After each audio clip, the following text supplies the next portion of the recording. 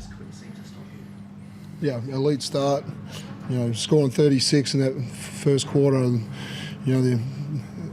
How we moved the basketball, how we shared it, got our coverages right, and obviously they just put that in the small ball lineup out there, and and then they made shots.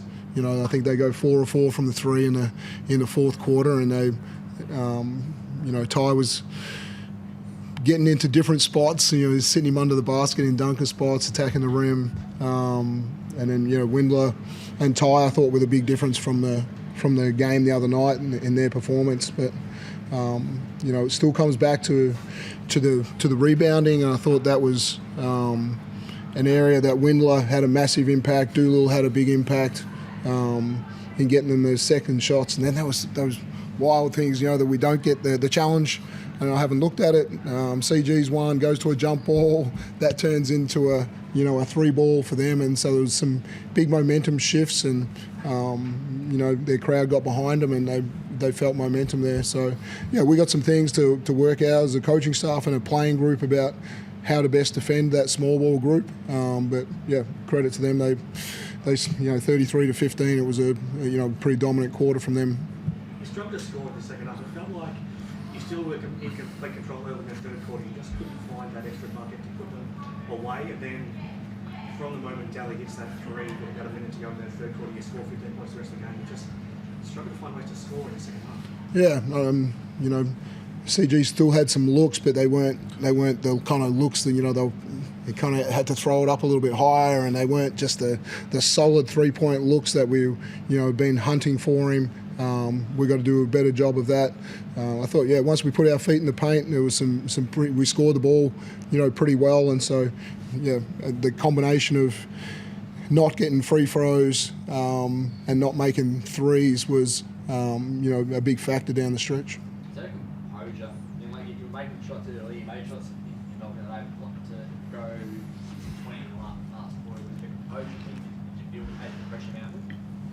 Yeah, there's always a composure element in a big game, but I thought, we were pretty good with, when they made a run. It's not like I didn't think we got rattled, but I think just you look to tighten up your execution and all those, and can we just get better shots right now? It was a very physical game. When you look at the fact that they went to the foul line 23 times, you went there 11, how much of a factor is that in the final results? Yeah, it's always a factor. It might have been the first time that they've had over 20 free throws against us in all the games that we've played this year. I think our foul discipline has been really good against them. Our inability to get there, and there'll always be some that are questionable, but I don't think the refereeing was a factor in that one. I just thought, our ability to settle for probably contested threes versus really attacking on a second closeout, could have resulted in us getting more free throws and better shots. Shea did an incredible job on Bryce again, but it felt like it was Windler and Doolittle that really were the ones that turned the tide in their favour in that fourth quarter. Yeah, Winder, Doolittle, and Webster, to me, were certainly the ones that were the differing factor from game one, and even the differing factor from most of the game. I thought we knew Windler, and really came out and talked about they need to get him more involved, and he came out with a different attitude tonight. Just touching on Shea, watching him in person, what he does on Bryce, I don't know if there's anyone else in the world that can do the things that he does. I mean, I know you lost the game, but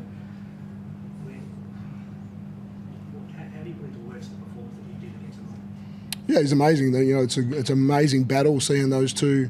The talent of Bryce and how shifty he is, and how Shea's still able to stay with him. Bryce did a good job of drawing a couple of fouls early and really jumping back into Shea, and there's some adjustments that we needed to make on that one. But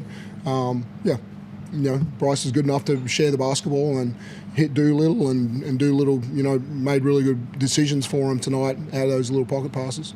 Delly, how do you dissect these? It felt like when you hit that three late in the third quarter, it was a real dagger, and then you end up losing the way that you did. How do you process it? Obviously a tough one, but just things we need to improve on for next game. I thought first half we were really clean on the defensive boards. It allowed us to get out in transition, be a bit more free flowing. Second half felt like they got a few more O boards, got to the foul line a bit more, got to set their defense, so it was a bit more of a grind. But that's what it's going to come down to in game 3. We know what they're running, they know what we're running. It's going to come down to the boards and getting those loose balls. The offense was so smooth in the first half, and you were a big part of that. The way you were running it, whether it was finding your shooters or dumping it inside to Marcus. What changed in the second half of your point of view? I think just what I said, like playing against a bit more of a set defense. They went with a couple different lineups, couple different coverages. So we'll watch the tape and have some solutions for next game. What's the biggest lesson you take out of, with all your playing experience, what's the lesson you sort of automatically take from this game?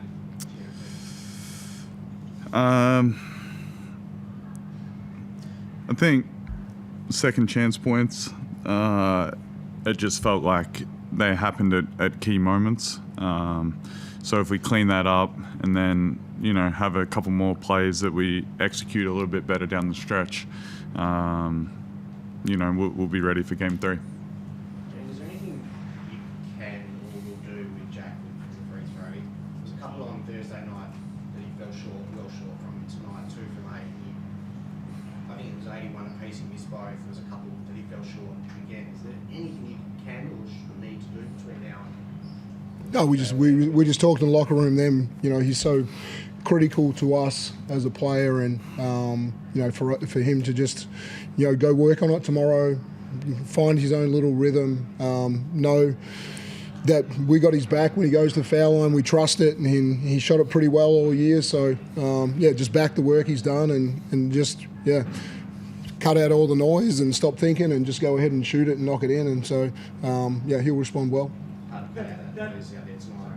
What's that? It was hard for him to cut out that. I think put a gamesmanship from John Lowe at the time out when he was at the line as well. Yeah, sure. That's the strange thing about it. He's never been a kind of struggled with his free throws to this point. Like these last 2 games.